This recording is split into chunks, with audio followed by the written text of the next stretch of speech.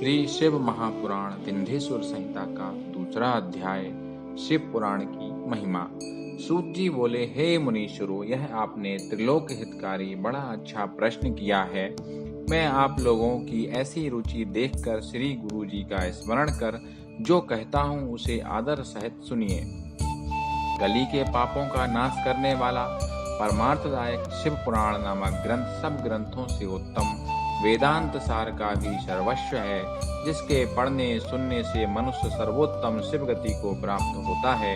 जब तक इस ग्रंथ का उदय नहीं हुआ है तभी तक कलयुग में ब्रह्म हत्यादिक पाप फैल रहे हैं।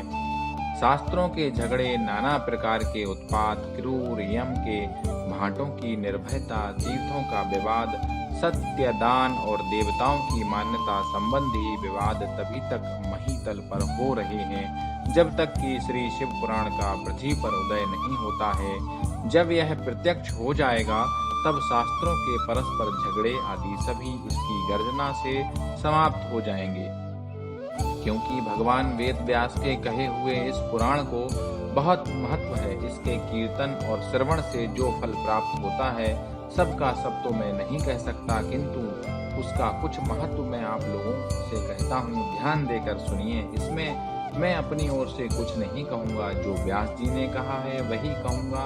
व्यास जी ने कहा है, यदि शिव पुराण का एक या आधा श्लोक भी कोई पढ़ेगा तो वह पाप से छूट जाएगा, और यदि सावधानी से संपूर्ण पढ़े तो जीवन मुक्त हो जावे। इसके अनुसार आचरण करे तो एक एक दिन में एक एक अश्वमेघ का फल पावेगा। यदि कोई दूसरा भी शिव पुराण की पूजा कर दे तो वह सब देवताओं की पूजा के समान फल प्राप्त करे। इसमें कोई संदेह नहीं है, क्योंकि शिव संहिता नामक इस सुधा को स्वयं श्री शिव भगवान ने उपनिषद रूपी समुद्र को मथकर उसमें से निकाला है। अतः जो इसको पान करेगा वह निश्चय ही अमर हो जाएगा। यदि कोई एक मास से पढ़े तो ब्रह्म हत्यादिक पापों से भी वह मुक्त हो जाएगा, और शिवालय में या बिल्व के वन में जो इस संहिता को पढ़ेगा वह अद्भुत फल का लाभ करेगा।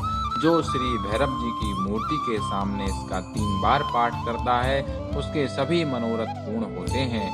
यदि चतुर्थी के दिन निराहार रह बिल्व के मूल में बैठकर इसे पढ़े तो शिव जी की पूजा के समान और उसकी देवता भी पूजा करते हैं। इसमें शिव जी के दिए हुए अर्थ, धर्म, काम और मोक्ष चारों पदार्थों का विवेचन है और उनकी प्राप्ति के उपाय तथा शिव जी की लीला और विज्ञान सब कुछ निहित है। अतएव यह सब प्रकार से आदरणीय है।